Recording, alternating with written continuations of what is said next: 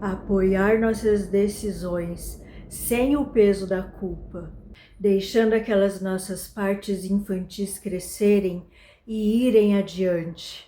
Olha que interessante esse olhar do jesuíta e terapeuta Anthony de Mello, que eu conheci ao pesquisar para criar este corte. Quando você se sente culpado, não são os seus pecados que você odeia, mas a si mesmo. Você já se odiou a si mesmo? Pense o quanto que para nós brasileiros a ideia de culpa, como um chicote, está já arraigada. Isso é ensinado desde a infância, pois o erro é ainda bem mal visto. A respeito disso, Anthony dizia: não temos culpa disso, como tampouco tem culpa as outras pessoas. Ele via tanto a culpa quanto outros negativismos que carregamos como uma espécie de programação imposta socialmente desde a nossa tenra infância. E temos o péssimo hábito de não sabermos bem qual é o limite do nosso quadrado. Não é difícil encontrar situações onde pegamos o problema alheio querendo cuidar e ou deixamos o nosso à mercê por aí, na espera de um milagre acontecer. E tanto a nível pessoal quanto coletivo, olha só o tamanho desse abacaxi. Culpa, nesse sentido, é uma faca de muitos gumes, que corta em nós a virtude do discernimento e se alia a outros algozes como a punição, o julgamento, o vexame moral, a ansiedade da justificação e da defesa, e assim o abraço terno da humanidade em nós acaba não encontrando morada quando mais precisaria disso. Ninguém tem culpa de nada, mas a gente aprendeu a buscar terrenos férteis a plantá-la. Alguém tem que ficar com a culpa. Veja se não é exatamente assim que ocorre em muitas situações. Mesmo a responsabilidade ainda vive muito num solo pesado e sem a leveza e pureza necessária. Nós somos crianças, mas nos apressamos a vestir a capa de adultos. Somos crianças naquilo que é o calcanhar de Aquiles predileto de nossas sombras a nos fazer tropeçar e cair, em tudo aquilo que nos vira do avesso ou pisa em nosso calo e a gente reage mal. São diversas formas de reagir mal, brigando, ameaçando, fingindo, fugindo, desprezando, se arrogando, mentindo, criticando, fofocando, controlando, invadindo, vitimizando, invejando e tantas outras. E a culpa também é uma delas, que nos leva diretamente a uma posição de mestres da ilusão, quando na verdade somos ainda alunos aprendizes de muitas coisas. Esse aluno com capa de professor é bem fajuto, porque ele quer nos obrigar a seguir uma linha do conhecimento de si que nem trilhou, ou se trilhou, foi superficial. Não amealhou as sabedorias para ser considerado pela vida um expert com mérito de prática, e aí vem a sensação de eu deveria ter, como fiz isso? Como errei assim? O mestre ensina porque ele já entendeu como é que funciona, mas o aluno mal conhece as simples equações. Uma analogia disso seria: eu não possuo todas as informações em mãos, por isso, entre aspas, erro.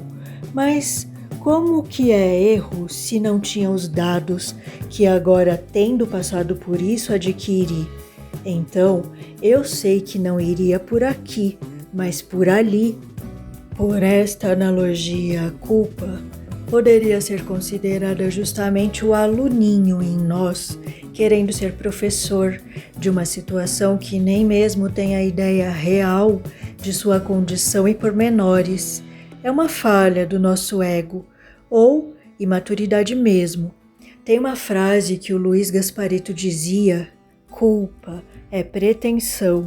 Nos dicionários existem várias explicações, mas vamos aqui pegar um viés específico do que pretensão seria no contexto do vídeo. Um conceito exagerado de si mesmo, vaidade exagerada, falta de modéstia. Seria algo com um quê de exagero. Isso cabe na premissa desenhada do aluno que se acha professor. Ele acha que devia, poderia ter feito bem mais. Entende? É uma deturpação da sua função, dos seus reais poderes e deveres diante de algo. E como muito bem retrata o ditado popular, que atire a primeira pedra, quem nunca? Esse exagero faz parte do conhecer antes de mais nada o seu próprio quadrado, saber o que te convém ou não, abarcar dentro de suas retas sagradas que compõem sua geometria, milimetricamente falando, porque tudo que colocarmos lá dentro, conscientes ou não disso, se torna propriedade nossa, adquirida ou roubada. Isso quer dizer que vamos ter de lidar com as consequências disso cedo ou tarde, em nós mesmos, tirar ou cortar os excessos, manifestar nossa real vontade, lidar com os equívocos que pensávamos serem virtudes. Anthony, o controverso padre terapeuta indiano, diria eu que da consciência, pregava que justamente por meio dela é que podemos lidar com a culpa, entendendo nossos porquês, ao invés de nos julgar ou condenar, parando de se odiar e se amando. Portanto, fica a reflexão a todos nós.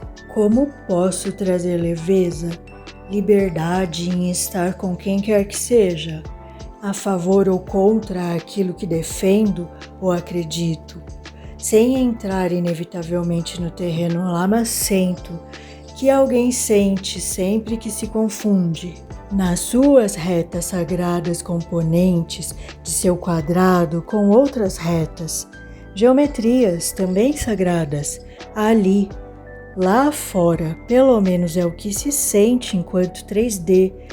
Tá, o outro sou eu, mas um outro eu diferente de mim, certo?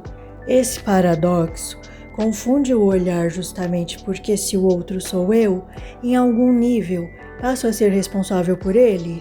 Talvez para crianças em pleno crescimento ainda seja melhor manter o olhar individualista do que a frase bonitinha que nos mantém reféns uns dos quadrados dos outros.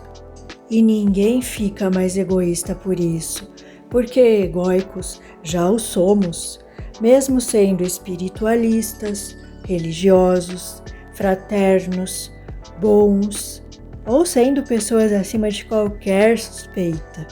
Talvez caiba tentar o outro lado, deixar nossos corpos adequadamente confortáveis e confortados dentro do figurino que mais couber bem em nosso personagem, sem os pedaços corporais deste, daquele outro, mesmo que seja um pedacinho mínimo, e que acharíamos que para aquele todo em pessoa não faria falta. Talvez faça, e talvez nem percebamos que esse pedaço não me pertence. Texto inspirado pelo grupo Canarinhos do Astral.